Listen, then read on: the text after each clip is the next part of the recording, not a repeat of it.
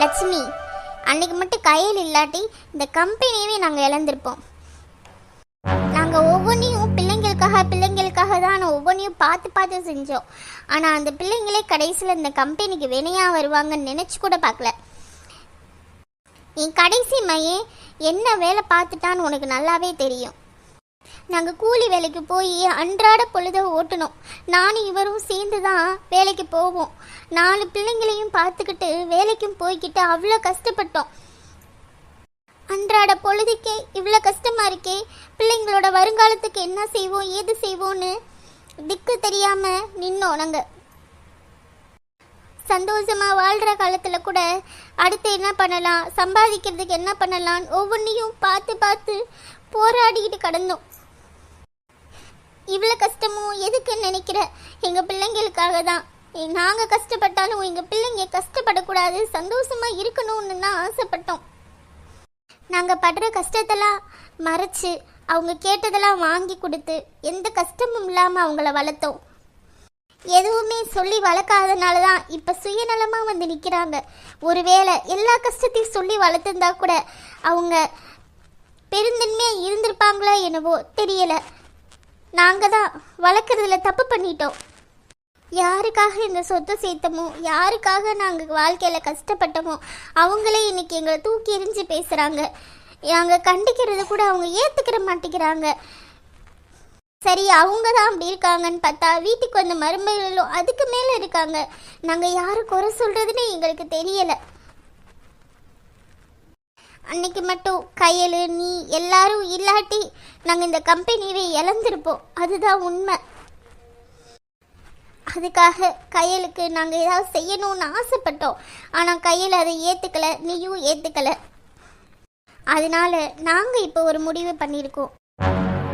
Madam, நீங்கள் வாழ்க்கையில் எவ்வளோ கஷ்டப்பட்டிருக்கீங்கன்னு நீங்கள் சொல்லும்போதே எனக்கு புரியுது. ஏன்னா நாங்கள் அன்றாட கூலி வேலைக்கு போய்கிட்டு வீட்டை மட்டும் சமாளிக்கிற எங்களுக்கே இவ்வளோ கஷ்டமாக இருக்குது.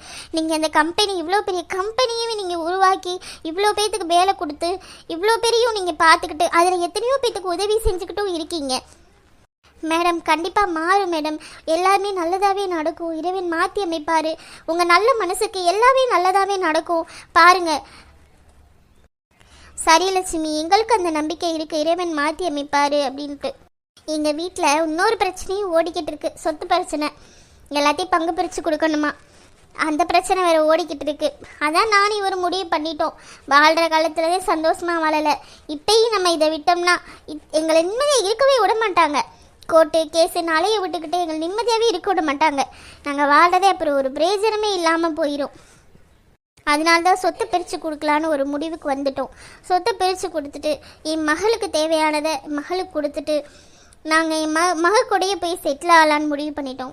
வெளிநாட்டில் இருக்கால, அவ கூட போய் செட்டில் ஆகலான்னு முடிவு பண்ணிட்டோம்.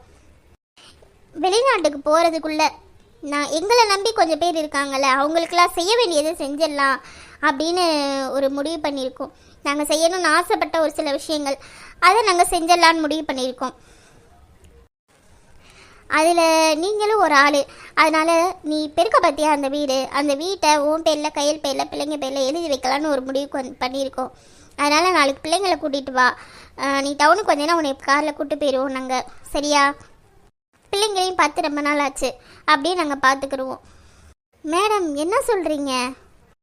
மேடம், எங்களுக்கு எந்த எதிர்பார்ப்பும் இல்லை மேடம். நான் உங்ககிட்ட இருந்து எதுவும் எதிர்பார்க்கல. உங்களுடைய அன்பு உங்களுடைய உறவு மட்டும் இருந்தால் போதும் தான் நினைக்கிறோம். ஒரு காலமும் உங்ககிட்ட எந்த சொத்து வாங்கணும் எதுவும் வாங்கணும்னு எதிர்பார்க்கல.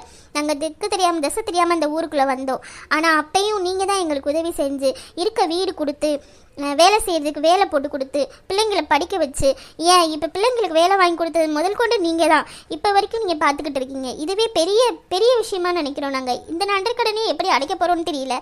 அதில் நீங்கள் சொத்து எழுதி வைக்கிறேன் அப்படின்னு சொல்கிறீங்க, வீடு எழுதி வைக்கிறேன்ட்டு. இதனால் எங்களுக்கு வேணாம் மேடம், இருக்கதே போதும். பிள்ளைங்க வேலைக்கு போகிறாங்க, நானும் வேலைக்கு போகிறேன், போதும். இதவே வச்சு நாங்கள் சமாளிச்சுக்கிடுவோம். லட்சுமி சார். லட்சுமி, அந்த வீட்டை வாங்கிக்கோமா. அது உனக்குன்னு தான் நாங்கள் எப்பயோ நினச்சி வச்சுருந்தோம். இப்போ இல்லை, நாங்கள் ஆரம்பத்திலே நினச்சிட்டோம். சரி, அந்த வீட்டை உனக்கே கொடுத்துடலாம் அப்படின்ட்டு. அதுக்கு நேரங்களை வரல. அது இப்போ தான் நாங்கள் அமைஞ்சிருக்கு. சரி, கொடுத்துடலான்னு கொடுக்கலான்னு ஒரு முடிவுக்கு பண்ணிட்டோம். நீ வாங்கிக்க, அவ்வளோதான். இந்த வீடு வந்து எங்கள் பேரில் கூட கிடையாது. நான் என் ஃப்ரெண்டு பேரில் தான் வாங்கினேன். ஏன்னா என் பிள்ளைங்க கூட தெரிஞ்சு தான் என் ஃப்ரெண்டு பேரில் வாங்கினேன். கொஞ்சம் கொஞ்சம் நாங்கள் சேஃப்டி பண்ணி வச்சுருக்கோம். ஏன்னா என் பிள்ளைங்களுக்கு தெரியாமல், என் பிள்ளைங்க கூட தெரிஞ்சு. அதனால அதில் தாம்மா உனக்கு கொடுக்குறோம். எங்களை நம்பி கொஞ்சம் பேர் இருக்காங்க. அதனால அவங்களுக்கு செய்யணும்னு எங்களுக்கு ஒரு எண்ணம். எப்பயோ நாங்கள் அவங்கவுங்களுக்கு நீ ஒரு இது பண்ணி வச்சுருக்கோம். அதனால அதை தாம்மா உனக்கு கொடுக்க போகிறோம். அதனால நீ எந்த பயமும் வேணாம். என் பசங்க கூட உன்கிட்ட பிரச்சனை பண்ணுவாங்க அப்படின்ற ஒரு பயம் கூட வேணாம். ஏன்னா அவங்களுக்கு தெரியாது. என் ஃப்ரெண்டு பேரில் இருக்குன்றது கூட அவங்களுக்கு தெரியாது. அதனால நீ எந்த பயமும் வேணாம். நீ வச்சுக்க. உன்னுடைய சேஃப்டிக்கு, உங்களுடைய சேஃப்டிக்கு நீங்கள் வச்சுக்கோங்க, அவ்வளோதான்.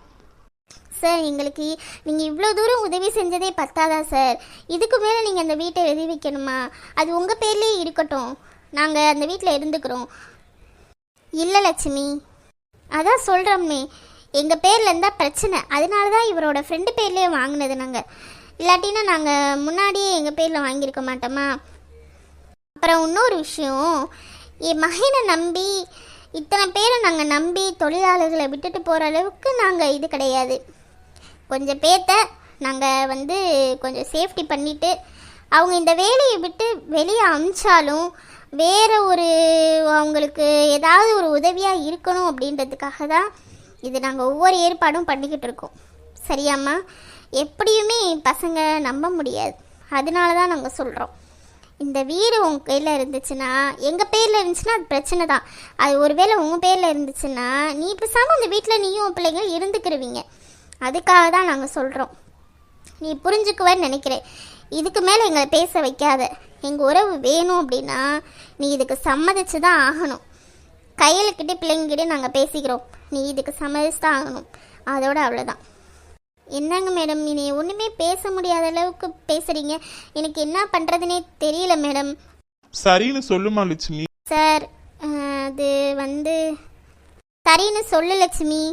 எங்கள் உறவு வேணும்னா சரின்னு சொல்லு. ஐயோ மேடம், என்ன இப்படி சொல்கிறீங்க? இவ்வளோ நாள் உங்கள் பாசத்துலேயும் அன்புலேயே தான் நாங்கள் இவ்வளோ நாள் இங்கே இருந்தோம். எங்களுக்கு ஆதரவு கூட ஆள் இல்லாமல் நாங்கள் இங்கே தானே இருந்தோம் மேடம். என்ன மேடம் இப்படிலாம் சொல்கிறீங்க? கஷ்டமாக இருக்குது, இப்படிலாம் சொல்லாதீங்க. அப்படி சொல்லக்கூடாதுன்னா ஒத்துக்கோ. அப்படி நான் இனிமேல் சொல்ல மாட்டேன், சரியா? சரிங்க மேடம், ஒத்துக்கிறேன். ஆனால் நீங்கள் உங்களுக்கு பின்னாடி ஏதாவது ஒரு உதவியாக அந்த வீடு இருக்குன்னா அந்த வீட்டை நீங்கள் எப்படினாலும் வாங்கிக்கிறோம் எங்ககிட்ட இருந்து. அதுக்கு சம்மதம்னா நான் இந்த வீட்டுக்கு நான் சைன் போட சம்மதிக்கிறேன் மேடம். உங்களுக்கு என்ன தேவை இருக்க போகுது பின்னாடி? நாங்கள் தான் எங்கள் பொண்ணுக்கிட்ட போய் செட்டில் ஆக போகிறோமே.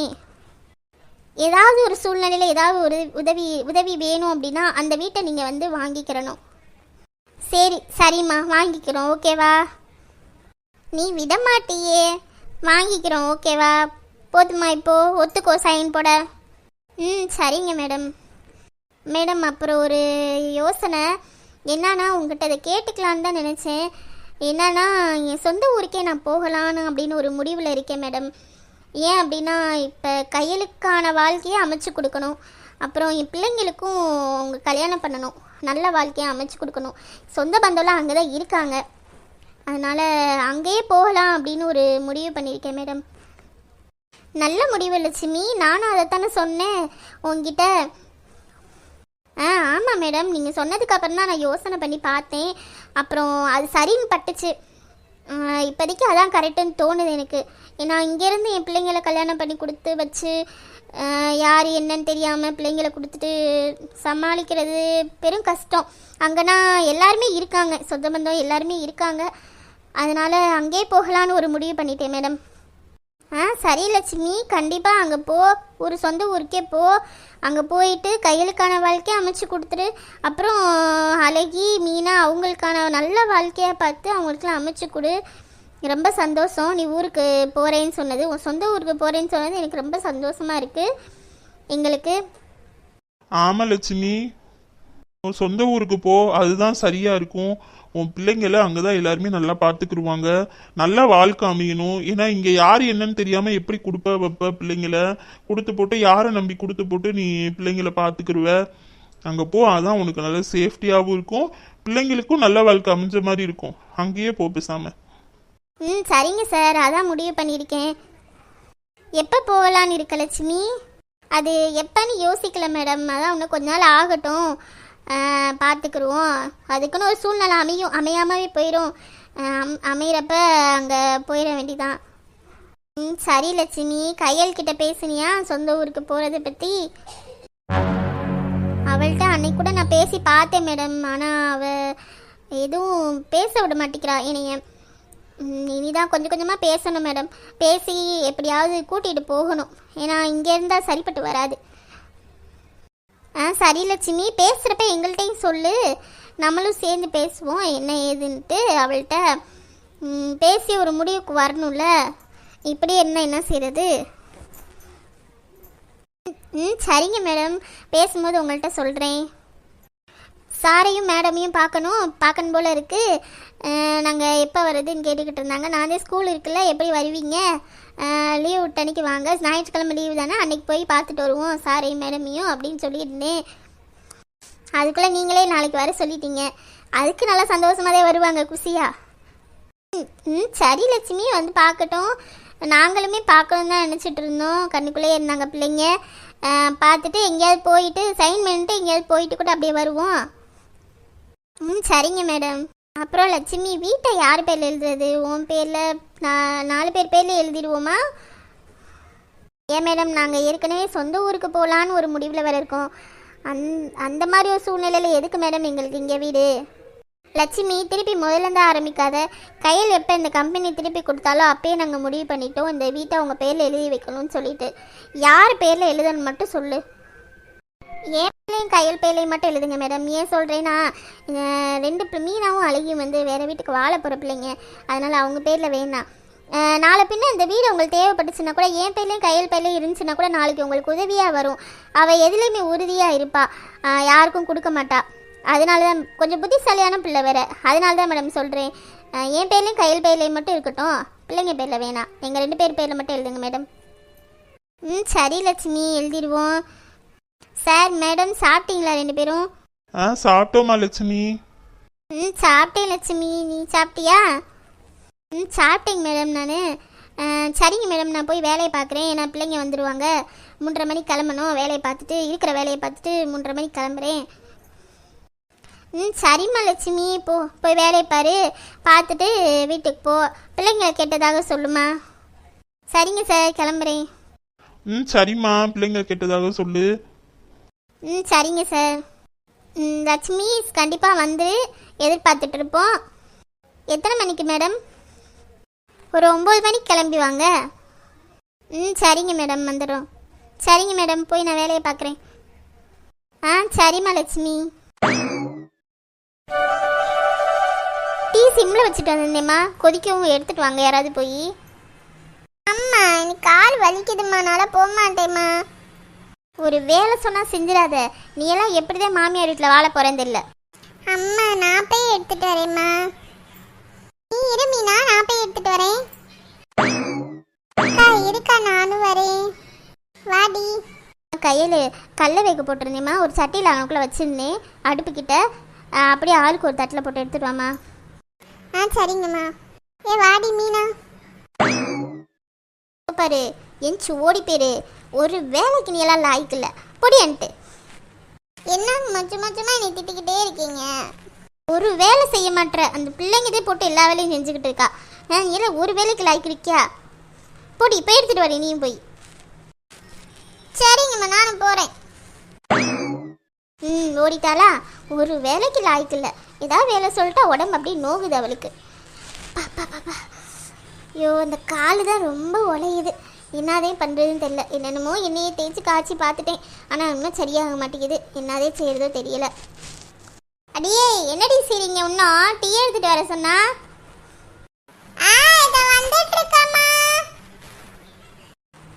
சரி, வரட்டும்.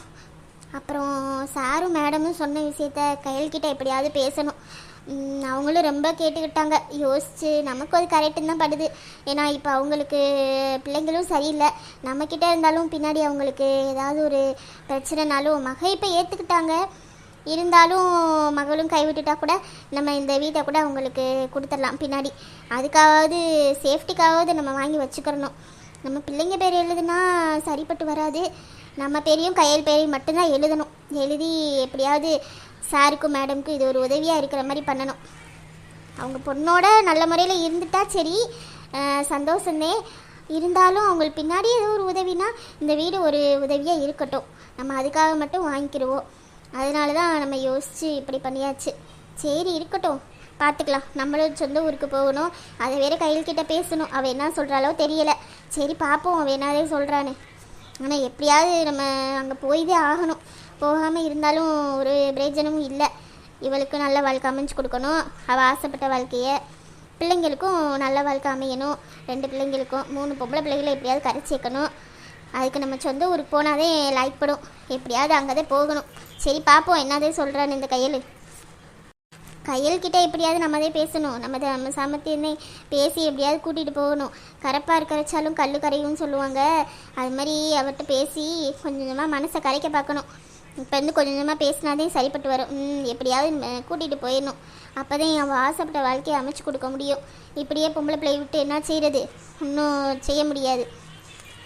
அங்கேயும் போய் பார்த்தாதே தெரியும் அங்கேயும் என்ன பிரச்சனைன்னு. இன்னும் ஃபுல்லாக தெரியல நமக்கு. அங்கேயும் போய் பார்த்தாதே என்ன பிரச்சனை ஏது பிரச்சனைன்னு நம்மளால் கண்டுபிடிச்சி பிரச்சனைகளை சரி பண்ணி எப்படியாவது ஆசைப்பட்ட வாழ்க்கையை அமைச்சு கொடுக்கணும். நம்ம முயற்சி பண்ணாதே இனி முடியும் போல இருக்குது. சரி பேசி பார்ப்போம் என்னதே ஒரு முடிவுக்கு வரான்னு.